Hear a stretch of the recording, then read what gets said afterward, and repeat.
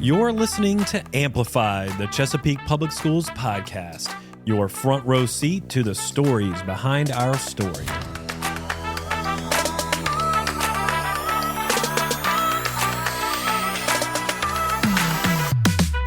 Hi, everyone, and welcome back to Amplified. This is Jay Luter here with Matt Graham. Matt. Welcome to our February episode. I am so excited to be back with you and to have our Black History Month episode of Amplified. Yes, it's definitely been a little cold out, so it's nice to come in here into the studio and tell these incredible stories that we have here in Chesapeake and with Chesapeake Public Schools. And two awesome guests to be with us this month, Matt, right? We have from Portlock Primary School, Mr. Wade Sloan.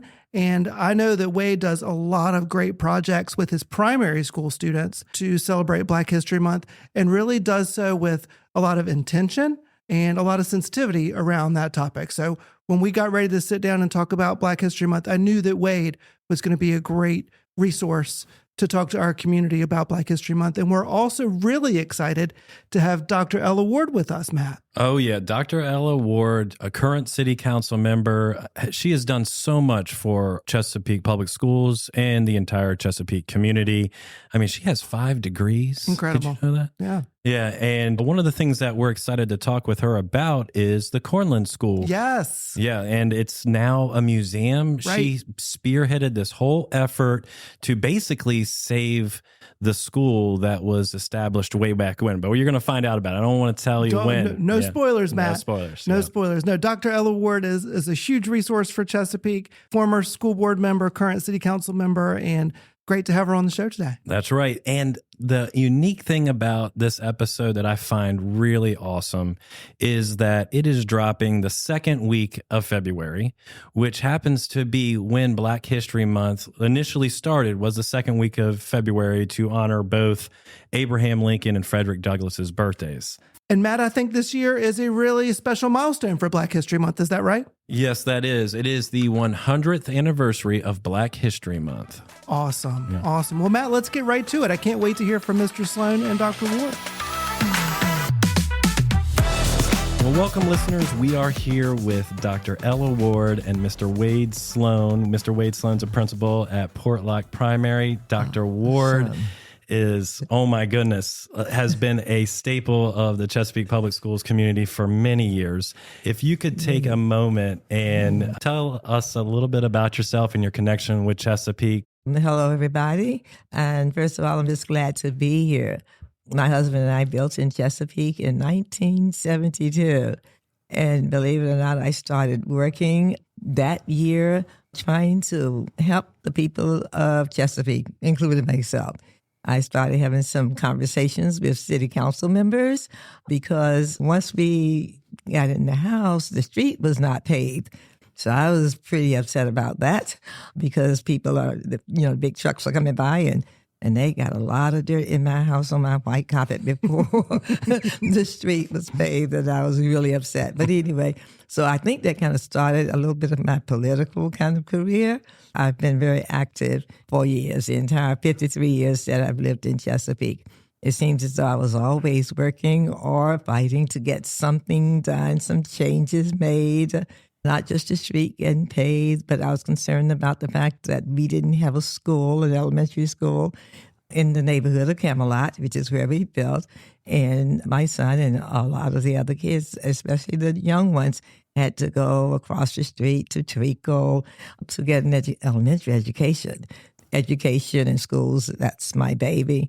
That's just my thing. But I worked up to try to get that. Thus, we need a school in Camelot. So I started again going down to city council, and I think I made a few speeches at school board before I was ever elected because I wanted some changes for my community. I'm still a member of the Camelot Civic League. I still work for them, and my son entered that first. He was in the first class to ever go to the Camelot Elementary School, and that was exciting. And I was teaching. I was raised in Suffolk, Virginia, born in North Carolina. I lived in Chesapeake all of our adult lives. I was teaching at Wilson High School since 1969, before most of you were born. And I was hired to teach English, and I taught English and journalism at the high school level. And I taught some of the best, my Bishop Kim Brown and former mayor of Portsmouth and the current sheriff of Portsmouth, and a lot of teachers and administrators in Chesapeake during my 35 years in Portsmouth school system. And I was in administration, very, very interested in that. And I decided, schools, that's my thing. I'm going to run for Chesapeake School Board. But I was very active in Chesapeake. I served on the Fine Arts Commission and the Library Board. I kept getting appointed, and it was all good. I got appointed to the State Board of Education by Mark Warner in 2003. It was all about education, all about the kids, all about students. And I guess that's why I'm here and so interested in the Cornland School, because of my experience. Started on the school board in 2000, just seeing how the changes were and comparing them and thinking about how they were for me as an elementary student. So between politics and the school and my interest in children and education and trying to make a change for people, and that's been my life story. And it's a long, busy life, but it's all good because it was always my goal to help people, help others, help kids get an education. Such an inspiration. I know. Absolutely. 100%. Mr. Sloan, can you go ahead and tell us a little bit about yourself and your connection here with Chesapeake? I am originally from Lexington, Kentucky, and I came to this area because I attended Norfolk State University in 1997, and I graduated with undergraduate in early childhood education, and I started my educational career in Norfolk, Virginia. I taught kindergarten, first grade for 5 years, and then I was living in Chesapeake. I said, why not work in Chesapeake instead of driving with that traffic going toward that base every morning? I was out near the airport working and came to Chesapeake, taught 5 years at Carver Intermediate School, and then I taught 8 years at Georgetown Primary School between third grade and kindergarten, first grade, back and forth. And then was the assistant principal at B.M. Williams Primary School for 2 years. The assistant principal at Portlock Primary for 2 years, and in my second year of principal at Portlock Primary now. So that has been my experience here in Chesapeake. Dr. Ward, I don't have the experience that you've had, but my passion, just like hers, is education. That's where my heart is, with young children and just watching them grow. What you can see happen to a child over time is what makes me push forward and makes me do what I do. Right. That's where the passion is. Absolutely. Yeah. And guys, the reason that we asked you to join us today is that February is Black History Month, and we've got so much to talk about. Black History Month started in 1926, so we're in our 100th anniversary of this celebration. Wade, let's start with you. How do you approach Black History Month at the school level? And are there any specific themes or projects or voices that you guys prioritize? I would say I approach Black History Month with sensitivity and intentionality. I think it's very important for my student population. My school is about 50% African American, and it's important that they see positive African Americans in their everyday life, whether they be famous, like nationally famous, or if they're locally famous. And some of the things that I think need to be highlighted at a primary level are those positive aspects of the people who have made a difference in our community and in our world when it comes to African Americans and those who are highlighted in Black history. They need to be able to see that positive aspect and aspire to be that positive person. So one thing that we do at Portlock that means a lot to me is we have a peace walk, peace march, and it kind of replicates what Dr. Martin Luther King wanted to do to show peace in our country. And they make signs, and our peace walk is silent. We don't talk, we don't cheer, we play some silent music, and they, through writing and through illustrations, they show what peace means to them. And we line the hallways and we just walk silently through the hallways, and we show love and care for each other during that peace walk. I think that's how I would highlight Black History with my students the best because they're so young. My age group, we're 5, maybe up to 8 years old, maybe by the end of the school year. So you have to find very intentional ways and very sensitive ways to highlight Black history, because it can be an insensitive area if you go too deep with little kids. You know, Sure. of course, anything could be a little bit much for a kindergartner.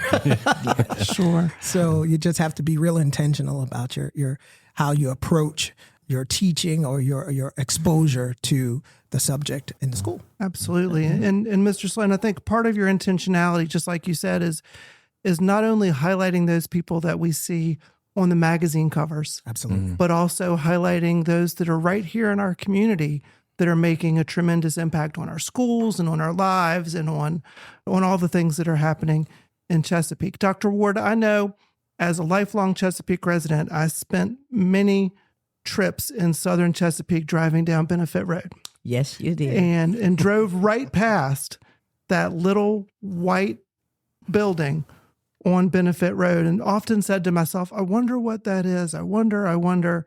Come to find out that building has a tremendous history in the city of Chesapeake and in Norfolk County. Yes. Will you tell us a little bit more about the Cornland School? Oh, absolutely. And I want to thank you, Tim, for remembering me and for inviting me Of to course. your school for your 100th anniversary Yes, ma'am. of Hickory Elementary School. And I talk about it frequently, even just as late as this week, because you invited me, and it was Black History Month, I'm sure you remember, but I was invited to talk to the fourth graders all at one time in their auditorium, and then the fifth graders. But I was so impressed when I got there and I saw the bulletin boards with Cornland School, and the young people, the kids were so excited and they knew so much about Cornland School. Well, it's such I an mean, important story to my that community. And God. we can't let our younger generation of students, we can't let that opportunity go by without reminding them of that history. Exactly. Well, The Cornland School started post-Civil War Yes. during segregation Yes. as an opportunity for African-American children to go to school in a one-room schoolhouse and then Norfolk County. Norfolk County, yes. And so students typically walked to school down those country roads to go to school in that one-room schoolhouse and spent the day there and then walked home that afternoon and did that well into the 1950s until about Right. 1952. So from about 1902 to 1952, that was schools. Exactly. And many of them walked 8 miles one way and 8 miles back home. There was no electricity. There were outhouses for a bathroom, and then those were the kind of facilities that they had. So, and that one teacher taught all 7 grades, which was amazing. But again, interesting to me because I'm a former teacher and all of that. How did they do it? But they managed. I can't imagine. Yeah, in I can't one imagine room. that. And there was a stove. I heard there was a big pot-belly stove, in the middle. So, and that's the way they got beans heated, and the students had to help with the firewood in there to keep it warm. Wow. Yeah. No running water, so they had a big pail and there was a pump outside. And I can relate to that because growing up in Nansemond County, we had one too. So, Mr. Sloan, we don't have those kind of facilities at Portlock Primary School. We've got full facilities at Portlock. But let me ask you, how are you incorporating stories like the Cornland School into what happens day to day into your Black History Month celebrations at Portlock Primary?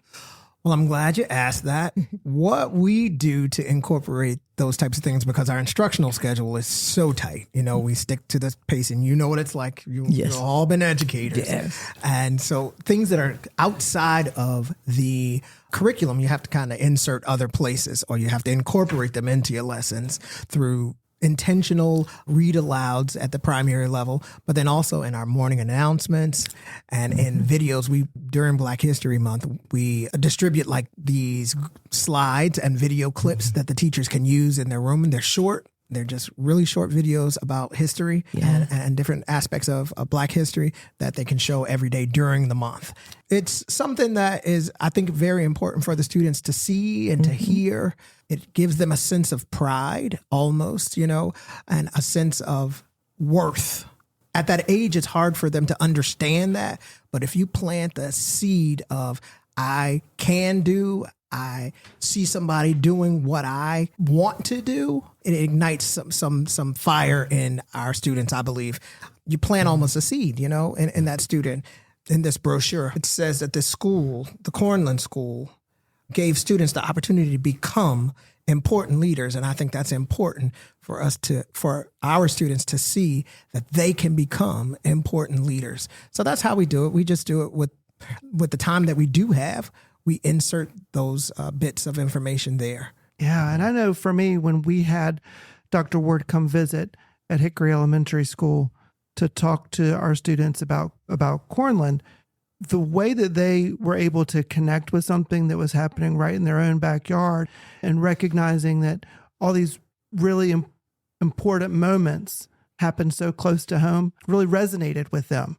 Often, like I said earlier about, recognizing folks on magazine covers and things like that, being able to see them right here in your backyard, seeing folks like Dr. Ward on city council really resonates with young people to know that those things are happening right here. Right. I think it's important that they know that it's happening right here. So much history is in this area that the young people don't know about. So it's very important that we keep that history alive, because it does. If you don't know where you've been, then you don't know where you can go.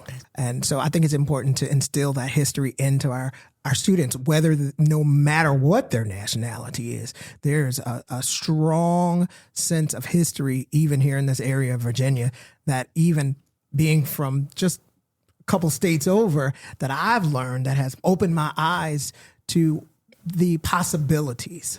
And children, all children, have to know that there are possibilities out there. And if you don't know where you've been, you don't know the possibilities of where you could be. Yeah, absolutely. Right. And one of the lessons from Cornland School do you hope we can instill in our students today?